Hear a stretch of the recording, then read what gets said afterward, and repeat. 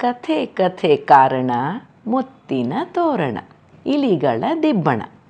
ಮಕ್ಕಳೇ, ಕಥೆ ಹೇಳದೆ ತುಂಬ ದಿನ ಆಯ್ತಲ್ವಾ?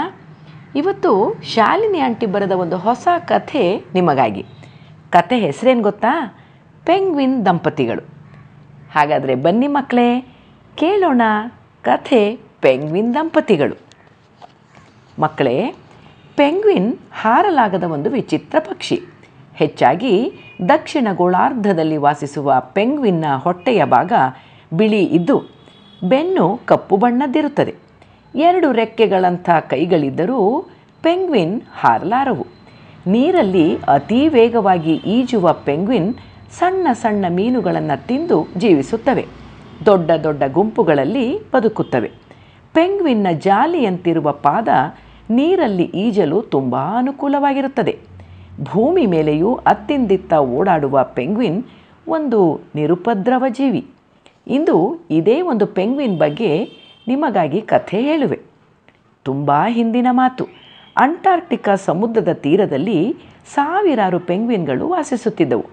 ದೊಡ್ಡ ಗುಂಪಿನಲ್ಲಿ ಬಾಳುವುದು ಪೆಂಗ್ವಿನ್ ಜಾತಿ ಪಕ್ಷಿಯ ಕ್ರಮ. ಇಂಥದೇ ದೊಡ್ಡ ಗುಂಪಿನಲ್ಲಿ ನಮ್ಮ ಕಥಾನಾಯಕ ನಾಯಕಿಯರೇ ಡೀನು ಮತ್ತು ಬೀನು. ಡೀನು ಬೀನು ತುಂಬ ವರ್ಷದಿಂದ ಜೊತೆಗಾರರಾಗಿ ಬಾಳಿಕೊಂಡಿದ್ದವು. 2 ಪೆಂಗ್ವಿನ್ಗಳು ತಮ್ಮ ಸಂಗಾತಿಯನ್ನು ತುಂಬ ಪ್ರೀತಿಸುತ್ತಿದ್ದವು. ಗುಂಪಲ್ಲಿ ಉಳಿದ ಪೆಂಗ್ವಿನ್ಗಳಿಗಿಂತ ಡೀನು ಬೀನು ವಿಶೇಷ ಸ್ವಭಾವದವುಗಳಾಗಿದ್ದವು.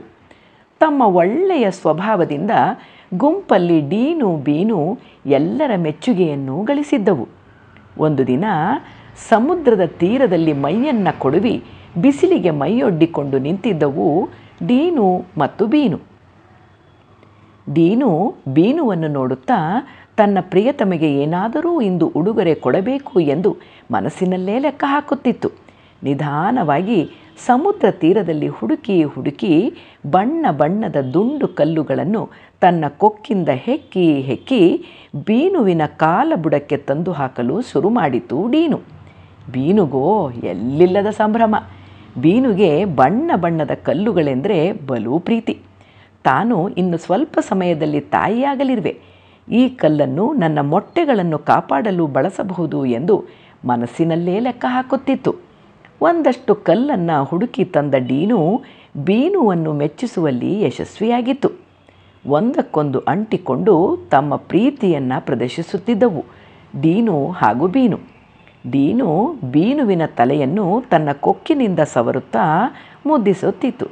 ತುಂಬ ಹೊತ್ತು ಡೀನು ಬೀನು ಜೊತೆಯಾಗಿ ವಿಹರಿಸುತ್ತಾ ಕೊನೆಗೆ ಆಹಾರ ಅನ್ವೇಷಣೆಗಾಗಿ ಸಮುದ್ರದಲ್ಲಿ ಈಜುತ್ತಾ ಹೋದವು. ಹೀಗೆ ಡೀನು ಬೀನುವಿನ ಜೀವನ ಸಂತೋಷದಿಂದ ಸಾಗಿತ್ತು. ಸ್ವಲ್ಪ ದಿನಗಳು ಕಳೆದು ಬೀನು 2 ಮೊಟ್ಟೆಗಳನ್ನಿಟ್ಟಿತ್ತು. ಡೀನು ಬೀನು ಇಬ್ಬರೂ ಸೇರಿ ತಮ್ಮ ಅಮೂಲ್ಯವಾದ ಮೊಟ್ಟೆಗಳನ್ನು ಕಾಪಾಡುತ್ತಾ ಅವುಗಳಿಗೆ ಸರದಿಯಂತೆ ಕಾವು ಕೊಡುತ್ತಿದ್ದವು. ಬೀನು ಕಾವು ಕೊಟ್ಟರೆ ಡೀನು ಆಹಾರ ತಂದು ಕೊಡುತ್ತಿತ್ತು. ಡೀನು ಕಾವು ಕೊಟ್ಟರೆ ಬೀನು ಆಹಾರ ಹುಡುಕಿ ತರುತ್ತಿದ್ದವು. ಒಟ್ಟಾರೆ ಎಲ್ಲವೂ ಚೆನ್ನಾಗಿ ನಡೆದಿತ್ತು. ಆದರೆ ಒಂದು ದಿನ ಆಹಾರ ತರಲು ಹೋದ ಡೀನು ಎಷ್ಟು ಹೊತ್ತಾದರೂ ಬರಲೇ ಇಲ್ಲ. ಬೀನು ಡೀನುವಿಗಾಗಿ ಕಾದು ಕಾದು ಸುಸ್ತಾಗಿತ್ತು. ತನ್ನ ಗುಂಪಿನವರೊಡನೆ ತನ್ನ ಕಷ್ಟವನ್ನು ಹೇಳಿಕೊಂಡಿತು ಬೀನು. ಅವುಗಳು ಡೀನುವನ್ನು ಹುಡುಕಲು ಸಹಾಯ ಮಾಡುವುದಾಗಿ ಭರವಸೆ ಕೊಟ್ಟವು. ಬೀನುಗೆ ತನ್ನ ಮೊಟ್ಟೆಯನ್ನು ಬಿಟ್ಟು ಹೋಗುವ ಹಾಗಿರಲಿಲ್ಲ. ಬಿಟ್ಟು ಹೋದರೆ ಯಾವುದಾದರೂ ಹದ್ದು ಹಾವು ಪ್ರಾಣಿಗಳಿಗೆ ತನ್ನ ಮೊಟ್ಟೆ ಆಹಾರವಾಗುತ್ತದೆ ಎಂಬ ಭಯದಿಂದ ಬೀನು ಮೊಟ್ಟೆ ಬಿಟ್ಟು ಕದಲಿಲ್ಲ. ಬೀನು ಗೆಳೆಯರು ಸಮುದ್ರದಲ್ಲಿ ಡೀನುವನ್ನು ಹುಡುಕುತ್ತಾ ಸಾಗಿದವು. ಎಲ್ಲೂ ಡೀನುವಿನ ಪತ್ತೆಯೇ ಇಲ್ಲ. ಹುಡುಕಿ ಹುಡುಕಿ ಕೊನೆಗೆ ಒಂದು ಕಲ್ಲಿನ ಸಂದಿಯಲ್ಲಿ ಮಾನವರು ಎಸೆದ ಪ್ಲಾಸ್ಟಿಕ್ ವೈಯರಿನಲ್ಲಿ ಡೀನುವಿನ ಒಂದು ರೆಕ್ಕೆಯು ಸಿಕ್ಕಿಬಿದ್ದಿತ್ತು. ಡೀನು ಎಲ್ಲ ಪ್ರಯತ್ನ ಮಾಡಿದರೂ ಆ ಪ್ಲಾಸ್ಟಿಕ್ ವೈಯರ್ನಿಂದ ಬಿಡಿಸಿಕೊಳ್ಳಲಾಗದೆ ಒದ್ದಾಡುತ್ತಿತ್ತು. ಬೀನುವಿನ ಗೆಳೆಯರೆಲ್ಲ ಸೇರಿ ತಮ್ಮ ಹರಿತವಾದ ಕೊಕ್ಕಿನಿಂದ ಆ ಪ್ಲಾಸ್ಟಿಕ್ ವೈಯರನ್ನು ಕಷ್ಟಪಟ್ಟು ಬಿಡಿಸಿ ಡೀನುವನ್ನು ಸ್ವತಂತ್ರಗೊಳಿಸಿದವು. ಡೀನು ತನ್ನ ಗುಂಪಿನ ಗೆಳೆಯರಿಗೆ ಮತ್ತೆ ಮತ್ತೆ ಕೃತಜ್ಞತೆ ಹೇಳುತ್ತಾ ಓಡಿ ಓಡಿ ಬೀನುವನ್ನು ಸೇರಿಕೊಂಡಿತು. ಬೀನುವಿಗೆ ಡೀನುವನ್ನು ನೋಡಿ ಹೋದ ಜೀವ ಬಂದಂತಾಯಿತು.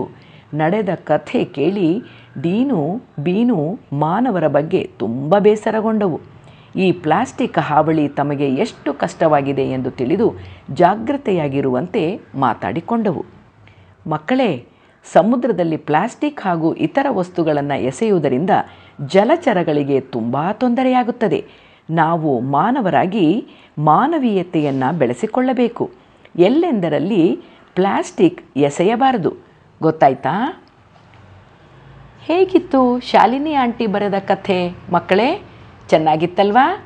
ಬಾಯ್ ಬಾಯ್.